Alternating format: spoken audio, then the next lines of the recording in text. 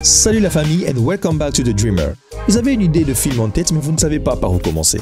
Pas de panique, dans ce numéro on aborde sur comment réaliser un film. On parlera de l'écriture, la production, le montage, allant jusqu'à la diffusion afin de rendre votre vision réalité. Que vous soyez amateur, futur pro, ces conseils sont pour vous. Alors, vous êtes prêts?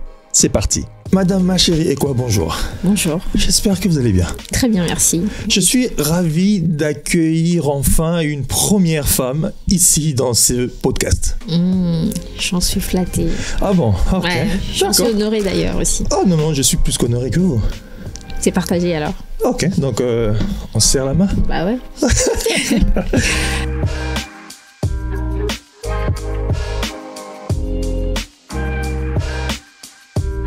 Madame Ekwa, je suis ravi de vous accueillir ici. Aujourd'hui, nous parlons de comment réaliser un film. Je reçois souvent des questions où les gens cherchent à savoir comment tu as fait pour réaliser ceci ou comment faire pour réaliser cela. Alors je me suis dit, je préfère en parler avec quelqu'un qui a déjà marqué ses pas, qui a déjà fait ses preuves, qui a déjà réalisé un film et qui a déjà remporté des prix pour savoir comment ça se passe.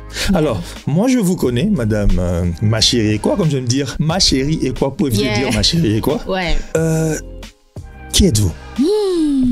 Alors, ma chérie est réalisatrice en fait. Ok. Enfin, moi j'aime bien dire aussi réalisateur, donc peu importe. Je suis Voilà, je suis réalisatrice et puis voilà, productrice parce qu'en fait jusqu'ici j'ai participé un peu dans la production de mes projets. Okay. Donc voilà, je me définirais. Enfin, je me définis beaucoup plus en tant que réalisatrice, voilà. Donc ça veut dire que si vous êtes réalisatrice, donc vous avez déjà réalisé quelque chose. Et ça s'appelle comment votre œuvre? Bah, l'incontournable Makila. Makila, ok. Donc si vous avez déjà entendu parler de Makila, pas de votre sang, de Makila en tant qu'œuvre, donc ouais, voici la réalisatrice qui est aujourd'hui face à nous. Ouais. Et ça, c'est depuis quand que vous avez réalisé cela? Alors Makila, ça a été déjà très long processus. Okay. On a tourné en 2015, mais on a encore retourné en 2017 et c'est sorti en 2018. C'est un long parcours, un long voyage. Et ça a gagné quoi déjà comme prix Makila? Alors déjà, ça a gagné beaucoup de prix, mais on peut par exemple parler du prix de jury qu'on a eu à Berlin et aussi à la Berlinale bien sûr. Et le prix du film africain qu'on a eu aux écrans noirs et puis plusieurs autres prix dans différents festivals. Je vous en félicite parce que je sais que c'est pas facile. Déjà, le fait d'être sélectionné déjà d'abord et puis gagner des prix, vraiment félicitations. Merci. Alors, si on peut directement entrer dans notre sujet, la question serait de savoir comment vous avez fait pour réaliser ce film. C'était quoi votre processus? Vous avez commencé par quoi? Bien que je sais que certainement une idée. Mais ça s'est passé comment? Pour parler des Makila, en fait, ce qui est bien, parce que justement, tu es en train de parler de l'idée comment faire un film, et moi, c'est vraiment parti d'idée là, parce que j'étais une rêveuse, je voulais faire les cinémas, mais en fait, j'avais approché des gens, mais qui n'avaient pas trop mon temps, et du coup, j'ai commencé à me renseigner, en fait, à chercher des infos sur Internet, comment faire un film finalement, parce qu'en fait, j'avais besoin d'être accompagnée, mais plus qu'on m'accompagnait pas, je commençais à faire des recherches. Je dois noter que vous avez commencé par des recherches d'abord. Vous avez commencé par vous former, puis écrire après. Donc vous n'avez pas fait comme d'autres qui aiment faire. Ils écrivent et puis ils cherchent à réaliser leur film sans savoir comment s'y prendre. Mais vous avez commencé par le premier point, c'est d'apprendre comment le faire. Ouais, parce qu'en fait, déjà, je savais pas par où commencer pour faire un film. Je savais que, déjà, moi, je pensais que, déjà, pour me faciliter la tâche, je pensais qu'il fallait que je commence par être actrice ou un truc comme ça. Mais plus j'approchais des gens, j'obtenais pas vraiment ce que je recherchais en termes de connaissances. Et donc, du coup, j'ai commencé à faire des recherches comment faire un film. Et ça m'a mené dans différentes étapes. Donc, à partir du moment où ça m'amène à... il faut avoir une idée, il faut écrire un scénario. Et donc, j'ai commencé différentes étapes d'écriture des scénarios. Et j'ai même pris les scénarios que je commençais à apprendre à écrire. Je suis allée vers certaines personnes pour dire « Aidez-moi à réaliser ça ». Ah, ok. Donc, c'était la question que je voulais même vous poser, de savoir comment vous avez découvert que vous devez être réalisatrice. Parce que vous pouvez bien écrire un film sans pour autant le réaliser. Alors, vous étiez allé voir des gens pour le réaliser. Et je pense qu'il n'y a pas eu trop de oui. En fait, ils n'avaient pas mon temps. Carrément. Ouais, ils avaient pas mon temps. Ce qui fait que finalement, vous avez décidé de le réaliser vous-même. Ouais, parce qu'en fait, c'est beaucoup plus... Déjà, les gens n'avaient pas mon temps, mais la seule personne qui avait mon temps, c'est un ami que je salue d'ailleurs, Patrick Kouba. C'est vraiment... Patrick Kouba, on te salue. Ouais. Et lui, il était il m'a encouragé vraiment beaucoup. Et lui, déjà qu'il devait voyager, tu vois, l'univers faisait que tout le monde ne devait pas avoir mon temps, même ceux qui avaient mon temps. Même ceux qui avaient l'envie, la volonté. Il devait partir, il m'a dit, ma chérie, moi je sais vraiment pas pourquoi tu t'emmerdes, hein, parce que quand tu me parles de ton film, de ton scénario, moi j'ai l'impression d'entendre un réalisateur. Donc réalise ton film, moi je peux t'accompagner dans la recherche de techniciens et tout ça, te mettre en contact avec des gens, mais je sens un réalisateur, donc tu dois faire ton film seul, oublie les gens qui te font marcher. D'accord. Voilà. Et c'est à partir de là que tu t'es... Je suis rentrée dans comment réaliser. Comment réaliser. Ok, donc là YouTube a vraiment aidé Google. C'était chaud. Et en plus ce que c'est fou même à cette époque, c'est que la recherche, tu vois, 2015, donc au YouTube c'était pas si enrichi que ça. Donc c'était que des écrits sur Google, des écrits et des dessins et tout ça. Voilà, tout ça. S'il faut apprendre sur YouTube. Ok. Donc la première étape, on peut dire que c'était faire des recherches. Puis quand vous avez finalement appris, vous vous êtes donné à écrire. Donc après la recherche, c'est maintenant l'étape de l'écriture. De l'idée du film, enfin de l'idée à un film en fait, et différentes étapes, comment écrire les scénarios, les résumés, comment les présenter, voilà, comment présenter, voilà. Et ça a commencé un peu comme ça, et puis supposons maintenant là on est arrivé à l'étape où le script a été bouclé, donc c'est bon. Et qu'est-ce qui vient après? Vous êtes procédé à faire le casting, les repérages, ou vous avez d'abord constitué l'équipe avec qui tourner, ou vous avez fait à votre manière? Alors déjà après le scénario, oui, on a commencé à constituer l'équipe. Et j'avoue que j'avais pas encore vraiment l'expérience, mais je savais quand même, je sais pas, mais je faisais quand même les choix. Malgré que j'étais novice, mais j'avais quand même les choix. C'est-à-dire que on m'avait envoyé des films de techniciens qu'on m'avait recommandés, par exemple, et j'ai regardé des films, des gens qui faisaient des films d'école ou machin comme ça, et je disais, lui il filmait bien, je vais travailler avec lui. Donc là maintenant, on a fini l'écriture, on a fini de organiser l'équipe. Vous êtes passé sur le casting, le repérage, et après comment s'est passé, comment s'est déroulé le tournage? Bon, il y a une question peut-être qu'avant d'arriver là, c'est savoir comment vous avez fait pour vous financer pour réaliser ce film. Ça s'est passé comment? Alors moi déjà même, en fait il y a deux réalités. Parce qu'en fait moi en tant que novice, déjà j'étais en droit, moi je faisais les études de droit à l'université, et donc du coup je savais que j'étais pas crédible déjà, donc je me disais, pour avoir passé quelques années dans les recherches, dans courir derrière les gens et tout ça, j'avais l'impression que j'ai commencé quand même à savoir quelque chose sur les cinémas, mais je me disais, est-ce que ça vaut la peine ou pas? Ou alors, parce qu'en fait, avec les études de droit, ça pesait aussi à un moment donné, et je me suis dit, bon, je dois me donner une chance de faire un film. Si j'ai pas de talent, je me recale calmement, je reprends mes cours comme une personne et tout, je me concentre dans mes études, ou alors je fais un film, et si ça marche, je continue. Voilà, parce que moi vraiment j'ai horreur de perdre du temps sur des choses qui valent pas. Et maintenant pour le financement, comment vous avez fait? Donc ça veut dire j'étais pas éligible, et donc je ne pouvais que demander des relations, la famille et tout ça pour faire les films, et là encore je n'avais aucune idée que ça demandait autant d'argent. Pour faire un film. C'est incroyable. Et dans tes recherches, tu n'avais pas fait du genre comment trouver de l'argent, parce que c'était juste comment filmer, comment écrire. On nous avait dit que, oui, dans mes recherches, comment faire les financements. Et bien évidemment, c'est-à-dire que j'ai fait des recherches, bien sûr. Comment postuler, qui est éligible et tout. Et non, la plupart des cas, c'est il faut avoir réalisé un film avant, machin et tout ça. Et moi, je me suis dit, bon, ces films, je le fais comme une sorte de carnet d'adresses. Donc, j'oublie toutes ces choses parce qu'en fait, ça sert à rien. Je fais ces films pour un essai, pour savoir si je dois rester dans ces domaines ou pas. Et c'est pour ça que j'ai fait ces films. Donc, moi, je dirais, comment j'ai réalisé mon premier court-métrage, je mentirais pas que le financement, je n'ai reçu de nulle part que de moi-même. Donc, je me suis donné à attendre, à pouvoir, m'organiser pour obtenir tout ce dont j'aurais besoin. Lies of Ice, c'est mon premier court-métrage. Je l'ai écrit en 2017 et je l'ai réalisé 3 ans plus tard. Le temps de trouver le financement, le temps de trouver les équipements parce que quand j'ai écrit le film, c'était beaucoup plus facile pour moi de travailler 3 ans après parce que j'avais pu m'organiser à récolter les fonds de moi-même parce que personne ne m'a vraiment aidé dans ce sens-là, et aussi pour les équipements. Donc pour dire que pour faire le premier film de sa vie, donc comme tu as dit, je retiens quelque chose de très très important, c'est d'être éligible. on n'est pas forcément éligible dans le premier travail. Donc le plus important, c'est de vous lancer d'abord avec les moyens de bord pour pouvoir être éligible plus tard. Comme ça, après, aujourd'hui, si ma chérie veut réaliser un film, c'est plus facile. Ma chérie, celle qui a réalisé Makila, c'est beaucoup plus facile. On sait que, ok, elle commence un projet et elle le finit. Là, c'est plus facile pour que les gens s'adonnent à vous et les gens s'adonnent à votre travail. Donc là, on a fini l'écriture, la réalisation, parce que le fond, on en a pu trouver d'une certaine manière. Et vient l'étape de la post-production, le montage carrément. Est-ce que le montage aujourd'hui reflète ce que vous avez écrit? Parce que je sais que ça évolue. Tout élément évolue dans la vie. Ça reflète ce que vous avez écrit ou ça a amélioré ce que vous n'avez pas pu faire, peut-être faute de budget conséquent ou peut-être faute des éléments importants dans votre parcours pendant la réalisation? Moi, vraiment, véritablement, c'est que quand je tourne, bon, c'est vrai que la connaissance que j'ai peut-être aujourd'hui, c'est pas forcément ce que j'avais avant. Mais avant, dans mon ignorance, je faisais quand même des choses qu'aujourd'hui, je le fais plus avec la connaissance. Donc, ça veut dire que moi, vraiment, je tourne vraiment les scénarios.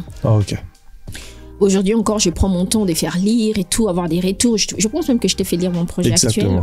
Et donc, je prends énormément de temps pour faire lire et tout ça. Même avant, à l'époque aussi, j'avais fait lire certaines personnes qui m'ont donné des retours et tout. C'est toujours important pour moi de booker un scénario qui me convainc quand même avant d'aller au tournage. Et quand je vais au tournage, malheureusement, enfin, ou heureusement, je sais pas, moi personnellement, j'ai pas beaucoup comment je veux dire, comment on appelle ça, imprévu ou... des imprévus, oui. Oui, genre, tu inventes un truc en plein tournage. Parce que tout est préparé, tout est calé en avant. D'où l'importance de faire la pré-production. Donc, je répète avec les comédiens, on cale même les dialogues et tout, parce que quand on part en tournage, on gagne même en termes de temps. Si on vient pas répéter, on vient pas tâtonner sur les plateaux. Donc, c'est fou parce que même depuis avant, j'étais un peu comme ça, même si, à l'époque, j'avais beaucoup plus des imprévus en termes de la pluie ou bien un problème technique ou quelque chose comme ça, mais on était en termes des scénarios, c'était vraiment ce qui rend la post-production beaucoup plus facile, parce que tout est déjà calé, tout est bien fait. Et par contre, la post-production, ce que ça a rajouté, ça n'a pas changé, mais ça a quand même aussi apporté un certain rythme, parce qu'on a coupé certaines longueurs, certains trucs, ou alors et tout. Mais par exemple, même en termes de faire tomber les scènes, il n'y a pas de scène où on a jeté. Peut-être qu'on a levé un plan de quelqu'un qui marchait, ça valait pas la peine et tout, mais toutes les scènes...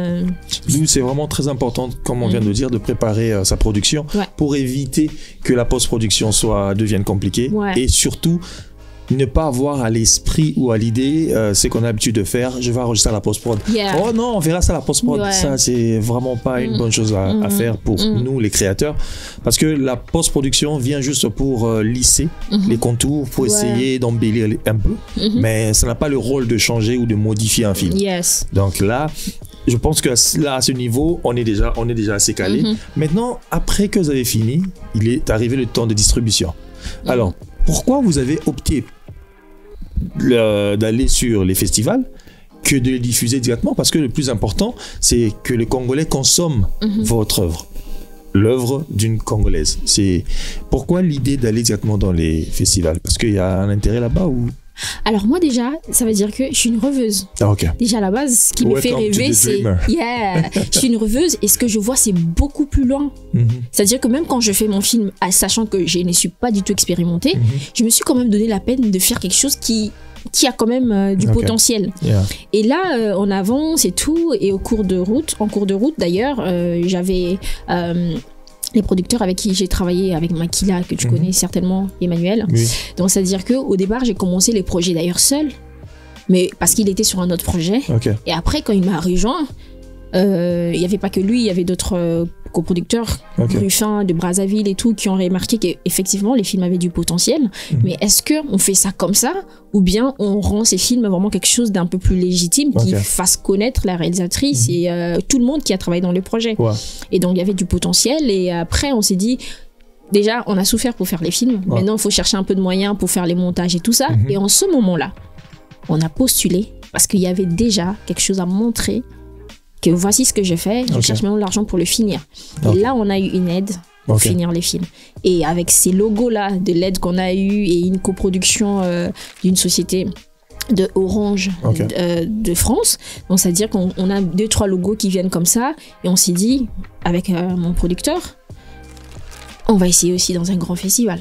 Ok, voilà, Doudou, c'est très important de savoir où on va. Yeah. Donc, l'idée n'était pas juste de réaliser un film, pour ça que je suis réalisateur. Non. Mais l'idée, c'était de réaliser un film et de le placer quelque part. Je pense que si on connaît où on est en train d'aller, ça facilite un peu le processus de comment y arriver, déjà, et puis ça motive encore plus. Ouais, ça motive. Yeah. Donc, pour des gens qui aimeraient bien réaliser des films, sachez que ne réalisez pas juste parce que vous devez réaliser un film, parce que vous devez le réaliser, le distribuer ou le mettre quelque part pour un... Ça ne doit pas être un film sans but lucratif. Yeah. Non.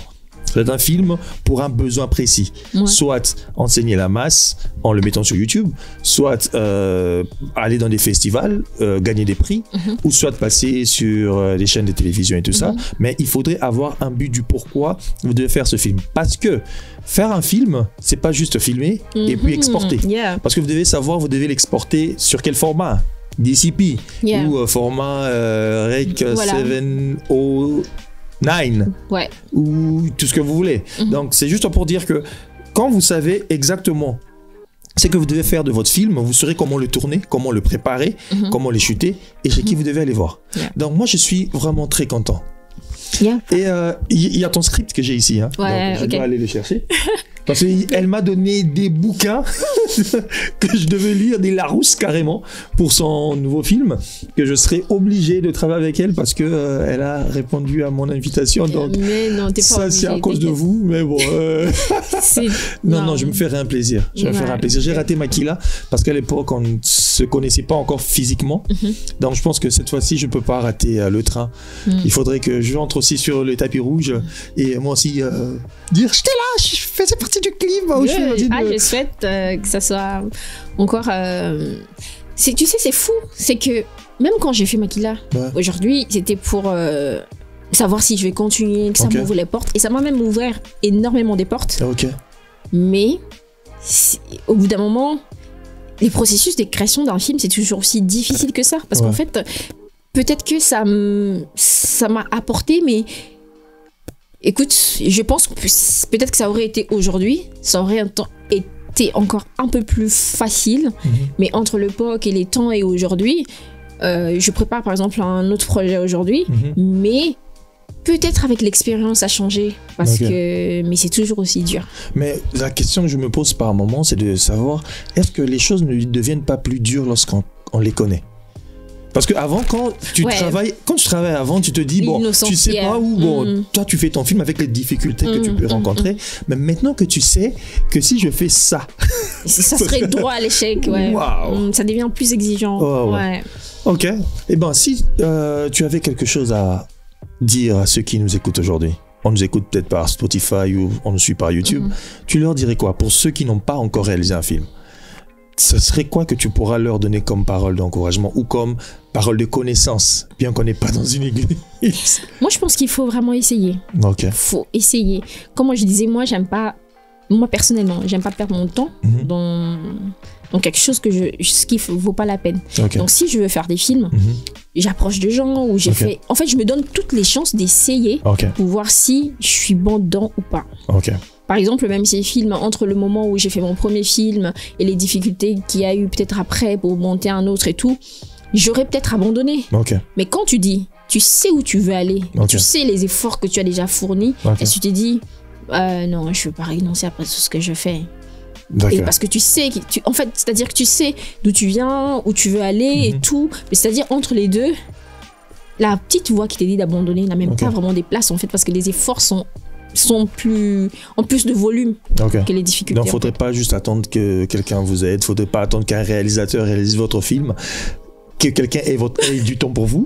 Non, faudrait pas attendre ça. C'est fou, l'industrie est capricieuse. C'est comme ça, c'est-à-dire qu'il faut bousculer les portes, parce qu'en fait, même aujourd'hui, par exemple, le film que je prépare actuellement, j'ai pas eu les financements que je voulais, entre toutes les promesses du monde et tout l'amour que les gens me portent. Oh, elle a fait Makila, nanana. Mais c'est-à-dire qu'il n'y a pas que moi. Il y a d'autres réalisateurs, il y a une compétition énorme, il y a beaucoup de projets sur place, et peut-être que là où tu vas frapper les portes, ils priorisent X à la place d'Y. Il y a même des gens avec qui j'ai été hyper proche, tu vas les voir pour demander de l'aide, et ils ont autre chose à faire. Et d'ailleurs, tu apprends qu'ils ont soutenu un autre projet Mais tu te dis, chacun a le droit de faire ce qu'il veut. Ouais. Moi, je pense même que, oui, on s'est connus après, mais je crois que ces projets sur lesquels je travaille, c'est quelque chose qui nous a un peu rapprochés, parce qu'en fait, entre le moment où je t'ai approché et que tu n'avais déjà pas le temps, mais peut-être des informations que je te demandais, écoute, lis les scénarios, qu'est-ce que tu en penses, ou alors donne-moi tel document pour telle chose et tout. Tu vois, c'était... À un moment, ça m'a touchée. Ça d'ailleurs, j'en profite pour te le dire, ça m'a touchée parce que je me dis, mais avec Pochilo, c'est vrai qu'on s'est vu, on a discuté et tout, mais c'est quand même touchant, tu vois.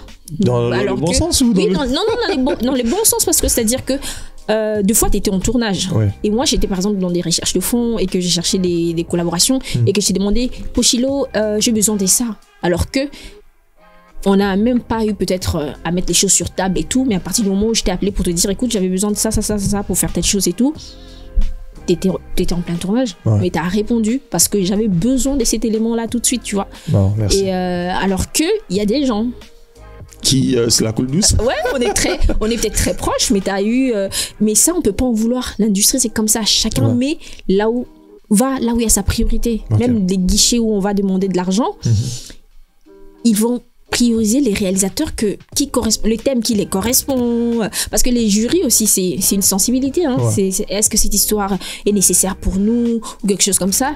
Plus les portes se ferment, tu peux te dire est-ce que ces projets vaut vraiment la peine. Mais alors là tu n'as que la raison pour laquelle tu as voulu faire ce film qui reste, parce que les gens n'y croient pas, mais c'est toi seul qui crois. Donc à un moment donné tu fonces ou pas.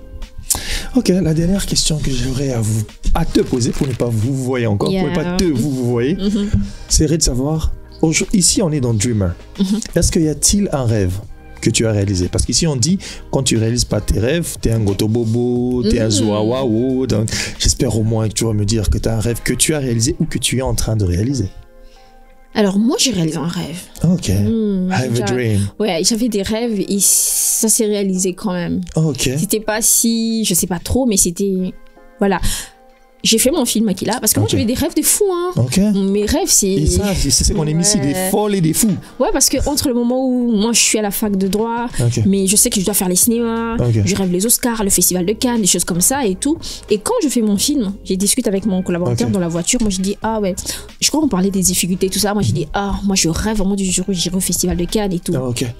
Et puis il me dit bon d'accord c'est bien, hein, tu vois le festival de Cannes parce que je crois en ton talent. Et pour l'instant revenons à notre réalité, à notre film qu'on doit faire, qu'on doit tout comme ça. Et un mois après, je suis invitée au festival de Cannes. Ouais, j'ai vu tes pieds sur le tapis rouge. Je me suis dit, c'est pionflé le tapis rouge. C'est ça. Et je suis invitée. Et j'étais invitée. J'étais invitée par Oran Studio.